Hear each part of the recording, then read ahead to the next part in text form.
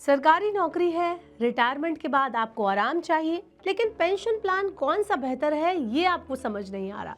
NPS या UPS, सरकार ने अब आपको चुनने का मौका दे दिया है। इस वीडियो में मैं आपको यही बताने वाली हूँ, वो भी इजी लैंग्वेज में, कि कौन सी स्कीम आपके लिए और आपके फ्यूचर के लिए सही रहने वाली है, एनपीएस या यूपीएस। तो चलिए फटाफट शुरू करते हैं वीडियो। और hello and welcome to money 9, मैं हूँ मीनू शर्मा। ये वीडियो पे जो भी जानकारी मैं देने वाली हूँ वो एंड तक देखना आपके लिए बहुत ज़रूरी है, तो इस वीडियो के लिए एंड तक बने रहिए। केंद्र सरकार ने नेशनल पेंशन सिस्टम यानी एनपीएस से जुड़े कर्मचारियों को एक नया ऑप्शन दिया है। ऐसे सभी केंद्रीय कर्मचारी जो 1 अप्रैल 2025 तक सेवा में हैं और एनपीएस के तहत कवर है, वो 30 जून 2025 तक ये तय कर सकते हैं कि वो यूनिफाइड पेंशन सिस्टम यानी यूपीएस अपनाना चाहते हैं या फिर नहीं। यूपीएस एक नई पेंशन योजना है जो रिटायरमेंट के बाद तय मासिक पेंशन की गारंटी देती है, जो एनपीएस में नहीं मिलती है। चलिए अब मैं आपको बताती हूँ कि किन्हें मिलेगा यूपीएस का ऑप्शन। तो वो सभी केंद्रीय कर्मचारी जो 1 अप्रैल 2025 तक सेवा में हैं और अभी एनपीएस के तहत आते हैं, वो इस ऑप्शन का चुनाव कर सकते हैं। बात करते हैं यूपीएस के प्रमुख लाभ की कि इससे आपको फायदा क्या मिलने वाला है।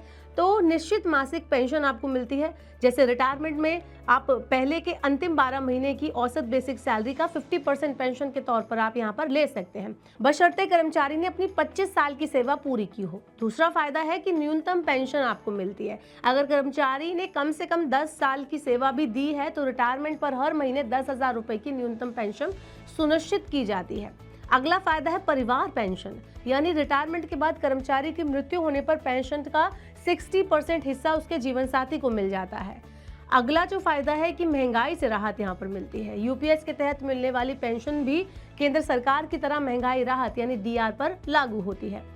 नेक्स्ट है आपका फायदा कि लमसम लाभ आपको मिलता रहता है। सेवा के हर 6 महीने पर वेतन का 10% एक मुश्त राशि के तौर पर सुपर एन्युएशन यानी कि सेवानिवृत्ति के टाइम पर आपको मिलेगा।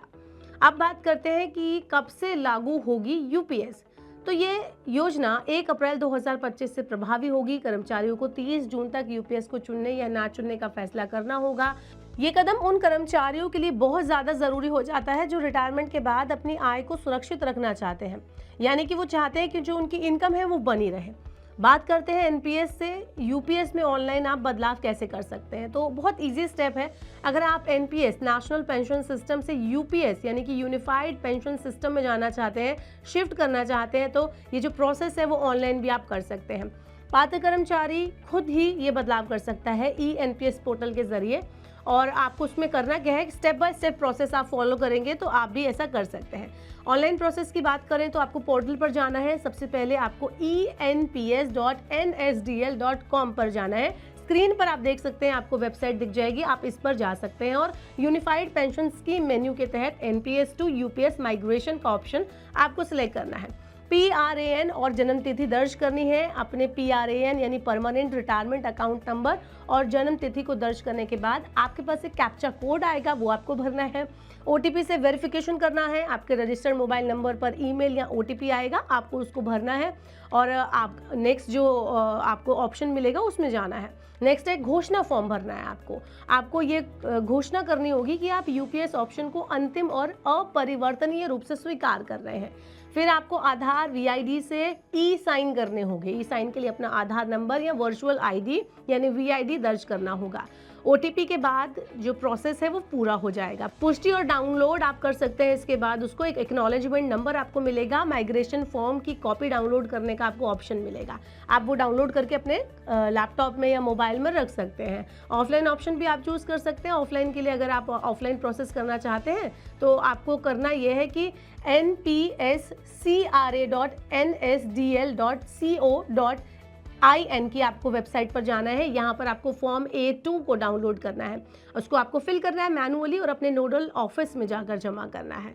एनपीएस वर्सेस यूपीएस में कौन सा बेहतर है, अगर हम इसकी बात करें वीडियो की एंड में आकर, तो नेशनल पेंशन सिस्टम और पुरानी पेंशन सिस्टम दोनों ही अपनी अपनी विशेषताओं को लेकर बनी हुई हैं। एनपीएस के तहत कर्मचारी की सैलरी का हिस्सा शेयर बाजार और अन्य बाजार की आधारित निवेश स्कीम पर लगाया जाता है और निवेश से मिलने वाला रिटर्न भी फ्यूचर में पेंशन के रूप में मिलता है। इससे कोई निश्चित पेंशन राशि तय नहीं होती। लेकिन बात करें अगर हम यूपीएस की, तो यूपीएस के तहत रिटायरमेंट के पहले के 12 महीने के औसत बेसिक वेतन का 50% हर महीने पेंशन के रूप में आपको मिल जाता है। एक निश्चित पेंशन होती है और इसमें न्यूनतम पेंशन की भी गारंटी होती है। अगर किसी कर्मचारी को शेयर बाजार की समझ है और उसके रिटायरमेंट में 10 से 20 साल का टाइम बाकी है, तो वो एनपीएस के जरिए बेहतर एन्युटी रिटर्न प्राप्त कर सकता है। ऐसे में एनपीएस उसके लिए ज़्यादा लाभकारी साबित हो सकता है। चलिए बताते हैं आपको कि एनपीएस और यूपीएस दोनों का लाभ एक साथ अगर आप ले पाएं तो वो कैसे होगा। तो केंद्र सरकार के कर्मचारी दोनों योजनाओं का लाभ एक साथ नहीं ले सकते। वो या तो एनपीएस में बने रह सकते हैं या फिर वो 1 अप्रैल 2025 से यूपीएस में शिफ्ट हो सकते हैं। एक बार अगर किसी कर्मचारी ने यूपीएस को चुन लिया तो वो दोबारा एनपीएस में वापस नहीं जा सकता, यानी यूपीएस को चुनना अंतिम निर्णय आपका होगा। तो अब सरकार ने तो आपको ये ऑप्शन दे दिया है कि आप यूपीएस चुन सकते हैं, एनपीएस से बाहर निकल सकते हैं, यूपीएस में जा सकते हैं। अब आप बताइए कि आपके हिसाब से दोनों में से कौन सा आपके लिए बेहतर है आपके रिटायरमेंट प्रोस्पेक्टस से।